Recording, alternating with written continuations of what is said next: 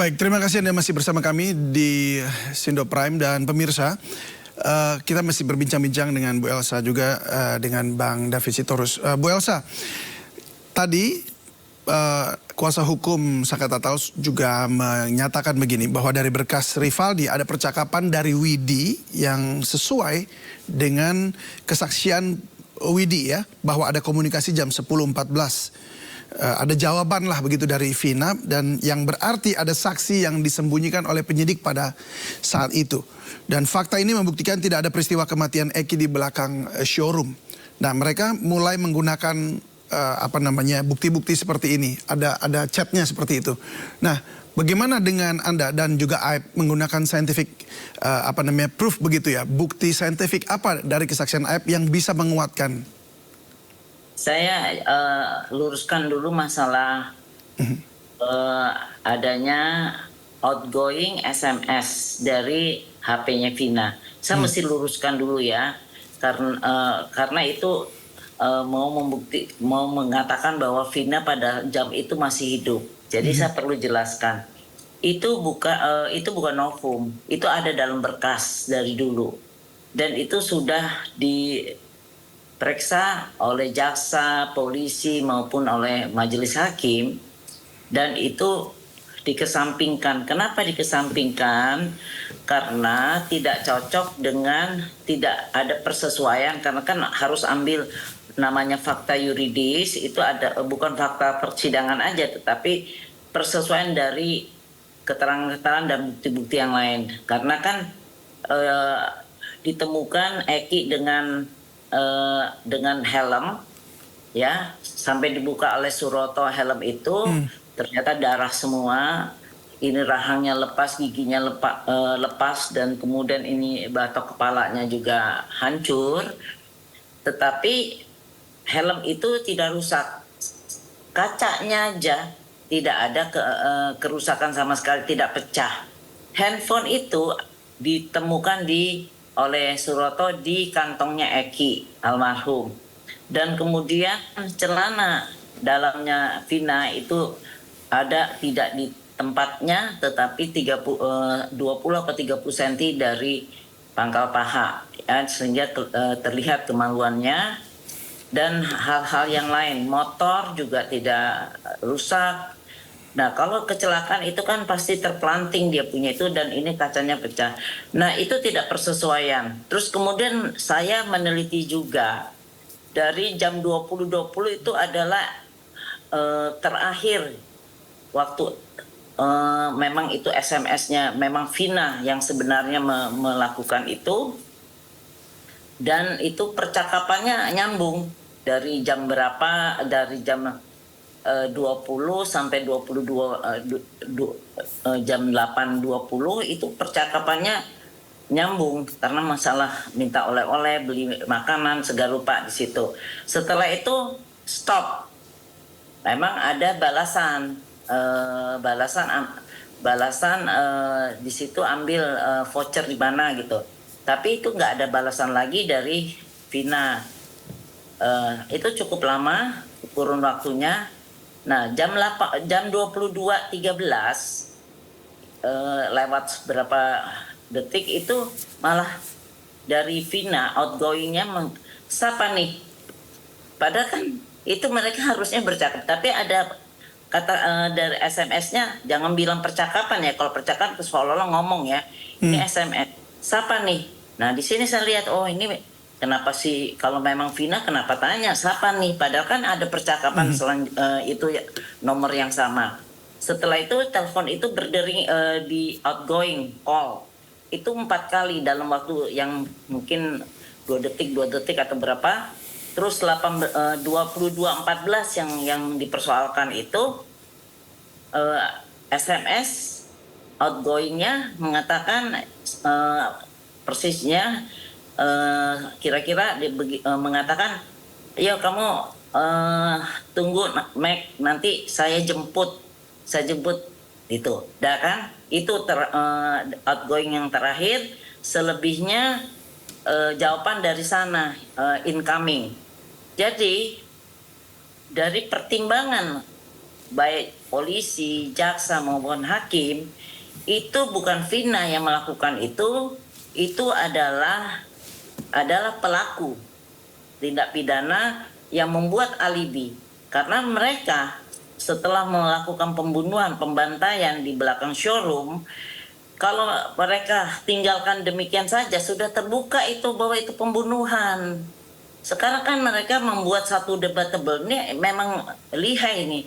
Dia pindahkan dari showroom itu dengan menggunakan dipakai helmnya, dengan motor pindahkan. Setelah saya ikuti lokasinya, nah itu Pak, kalau malam hari palingan 3 menit dari showroom tanah kosong itu kepada di flyover.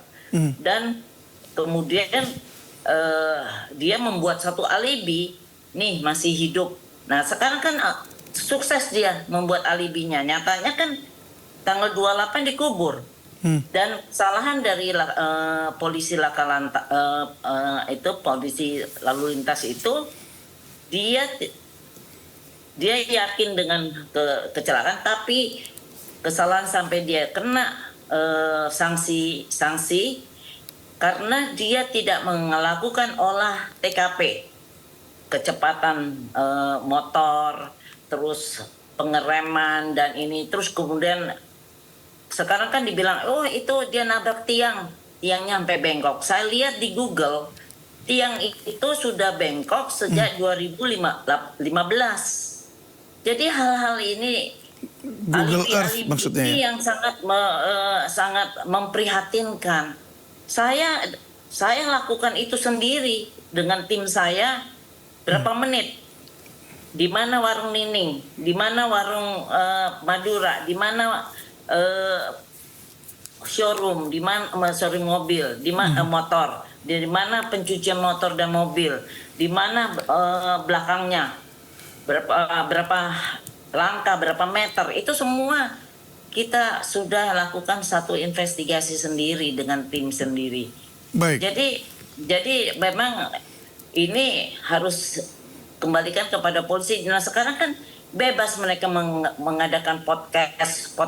Yeah. Podcast itu hanya framing. Kalau memang dia melakukan satu keterangan palsu, ya proses hukum itu yang paling benar dan kita tunggu kebenarannya. Gitu. Baik, saya ke Bang David Sitorus. Ini pembuktian ini ya dengan secara saintifik nih dari kesaksian ini adalah merupakan harapan masyarakat ya, karena kita sudah cukup lama dibingungkan gitu ya. Ini apa sih jawabannya dari persoalan atau misteri ini? Apalagi yang bisa, nah yang menjadi pertanyaan adalah apa yang kemudian bisa membuka peluang terkuaknya kasus kematian Vina dan Eki? Bang David. Ya. Kalau melihat peristiwa ini memang kita semua menjadi bingung ya masyarakat ya, apalagi kita yang tidak terlibat langsung di dalam lokasi, tidak terlibat langsung dalam pendampingan. Kita mendengar dari berbagai macam pihak, dari pihak pelapor, dari pihak terpidana atau terdakwa, dari pihak-pihak lain yang hari ini berseliweran beritanya di mana-mana. Tapi apapun itu, sebenarnya kita berharap menuju pada pembukaan kebenaran terhadap kasus ini.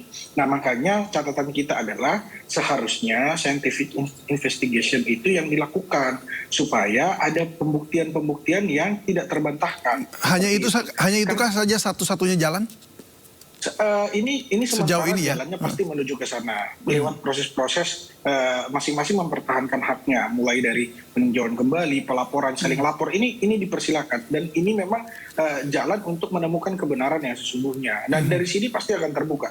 Kenapa hari ini ada laporan mengenai keterangan palsu? Nah ini kan untuk membuka sebenarnya baik pelapor maupun terlapor harus bisa membuktikan kenapa keterangan palsu. Kenapa keterangan palsu ini menjadi ancaman pidana di dalam KUHP? Nah ini kita harus ketahui. Karena apa? Karena tidak boleh sembarangan memberikan keterangan.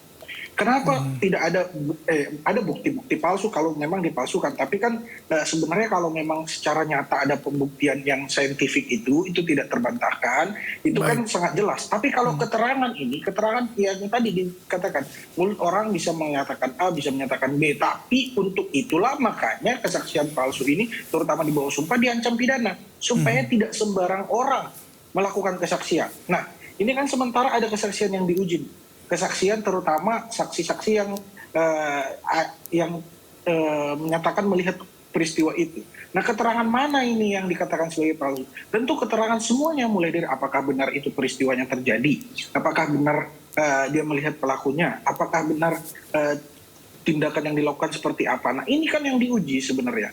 Nah, ujian terhadap inilah yang akan dibuka. Tentunya, dan Dede harus bisa juga menjelaskan bahwa, oh iya, kami melihat apa buktinya, bagaimana apa yang terjadi, dan mereka harus bisa juga membuktikan bahwa siapa yang mereka lihat. Ya kalau misalnya hanya bilang, oh ini yang saya lihat, ya itu nggak bisa membuktikan apa-apa juga kan sebenarnya. Nah, untuk itulah sebenarnya silahkan. Nah, ini kan sedang dilapor supaya peristiwa ini bisa dibuka. Yang tadi silahkan masing-masing pihak menjelaskan bahwa, oh iya keterangannya si ini berubah-ubah. Ya silahkan. Tapi kan yang pasti misalnya kayak Saka. Saka kan membuktikan bahwa dia berada di rumah pamannya. Ada kesaksian lain dan ada juga yang harus membuktikan bahwa kejadiannya tidak seperti itu. Misalnya ada kesaksian yang bilang, oh iya kami melihat ada ditabrak tiang listrik seperti itu. Dan misalnya kesaksian-kesaksian yang tadi yang disampaikan mengenai soal misalnya ketika helmnya dibuka itu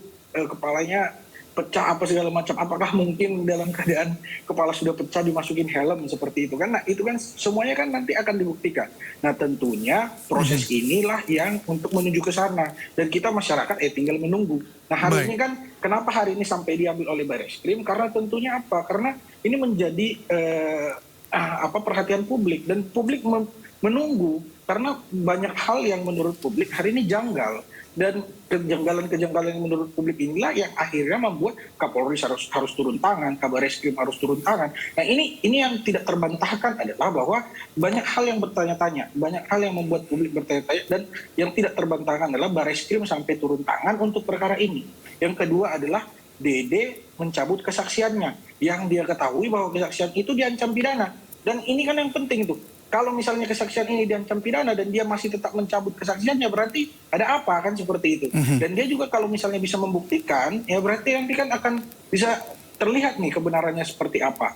Nah, yang paling utama adalah dalam catatan kita yang harus membuktikan peristiwa ini benar terjadi adalah itu kan sebenarnya kan kepolisian, kejaksaan.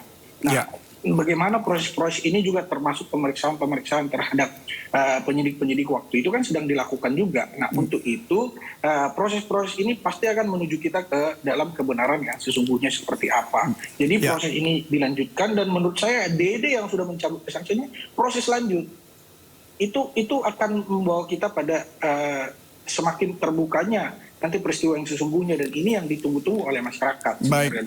Baik, Bang David Sitorus, terima kasih untuk analisanya dan juga dorongannya juga ya bagi pihak kepolisian ya, tampaknya untuk bisa terus melakukan penyidikan yang lebih dalam dan betul-betul transparan begitu. Terima kasih juga Bu Elsa sudah bergabung bersama kami, dan kita lihat nanti juga bagaimana proses pembuktian ini. Siapakah akhirnya yang kemudian ketahuan berdusta atau berkata benar, atau dua-duanya sebenarnya ngomong benar tapi kemudian dari sudut pandang atau mungkin karena ada proses yang tidak tepat gitu sehingga akhirnya ada pergeseran waktu atau seperti apa, kita nggak tahu ke depan, tapi semoga nanti terkuak juga. Terima kasih, selamat malam dan salam sehat selalu. Selamat malam. Terima kasih.